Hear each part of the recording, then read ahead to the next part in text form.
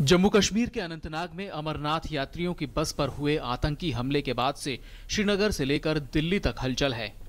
केंद्र सरकार के 2 मंत्री, पीएमओ में राज्य मंत्री जितेंद्र सिंह और गृह राज्य मंत्री हंसराज अहीर श्रीनगर के दौरे पर हैं। दोनों मंत्रियों ने न केवल सुरक्षा बलों के अधिकारियों के साथ सुरक्षा हालात का जायजा लिया, बल्कि पुलिस और प्रशासन से जुड़े तमाम अधिकारियों के साथ भी राज्य के हालात पर चर्चा की। दोनों नेताओं ने कहा कि सुरक्षा दुरुस्त की गई है और अमरनाथ यात्रा के साथ साथ राज्य के सुरक्षा हालात की भी समीक्षा की गई है। हंसराज अहीर ने कहा कि भविष्य में ऐसी घटना ना हो, इसके लिए सुरक्षा बलों की जरूरतों को पूरा किया जाएगा और सुरक्षा में कहीं खामी होगी तो उसे भी दूर किया जाएगा। आगे ऐसा हादसा ना हो, ऐसी घटना में कोई आतंकी संगठन को सफलता ना मिले, इसीलिए हम हमारे सारे फोर्सेस से और स्थानिक पुलिस से मिले हैं। उन्हें जो भी कमियां रहेगी, उनको जरूरत है, पूरी जरूरत पूरी करने का भी हमने आश्वस्त किया है। जितेंद्र सिंह ने कहा कि अनंतनाग हमले में हर चूक की जांच होगी। उन्होंने कहा कि चरमपंथ अब अपने आखिरी दौर में है और उम्मीद है कि जल्द ही कश्मीर को इससे छुटकारा मिल जाएगा। This militancy is also going to outlive its life, as we have seen happening in other parts of the country. I am dealing with Northeast also. I think we are now in the last phase of militancy. उधर राज्य की मुख्यमंत्री महबूबा मुफ्ती भी लगातार बैठकों का दौर जारी रखे हुए हैं।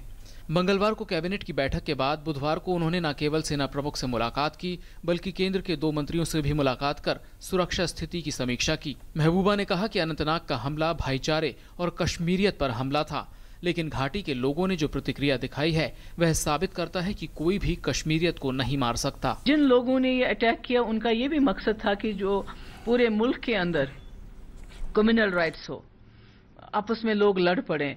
तो जिस तरह से हमारे लोगों ने, पूरे मुल्क के लोगों ने सब्र और तहम्मुल का जिस तरह उन्होंने इजहार किया, मैं उसको सलाम करती हूँ। उधर कश्मीर घाटी में अनंतनाग हमले का जोरदार विरोध हो रहा है। जगह जगह पर प्रदर्शन हुए और सबने एक सुर से इसकी निंदा की है। इस बीच सुरक्षा बलों ने हमलों के लिए जिम्मेदार माने जा रहे लश्कर ए तैयबा के कमांडर और पाकिस्तानी नागरिक अबू इस्माइल का पता लगाने के लिए बड़े पैमाने पर तलाशी अभियान शुरू किया है। इस्माइल का पता लगाने के लिए खासकर दक्षिणी कश्मीर में सक्रिय अभियान चलाया जा रहा है। हमले के बाद देश भर में सुरक्षा कड़ी कर दी गई है। तमाम शहरों में सुरक्षा एजेंसियों को हाई अलर्ट पर कर दिया गया है। गृह मंत्रालय की ओर से जम्मू कश्मीर में विशेष तौर पर अलर्ट जारी किया गया है। इन सब के बीच जम्मू कश्मीर में आतंकवादियों के खिलाफ अभियान जोरों पर है। बडगाम जिले में सुरक्षा बलों के साथ मुठभेड़ में हिजबुल मुजाहिदीन संगठन के 3 आतंकवादी मारे गए।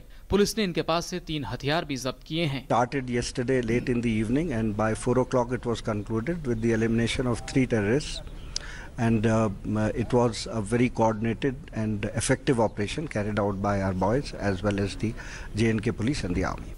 जम्मू कश्मीर के दौरे पर गए दोनों मंत्रियों ने मुठभेड़ में शामिल रहे सीआरपीएफ के जवानों से मुलाकात कर उन्हें शाबाशी दी। उधर पाकिस्तान सीमा पर अपनी हरकतों से बाज नहीं आ रहा है।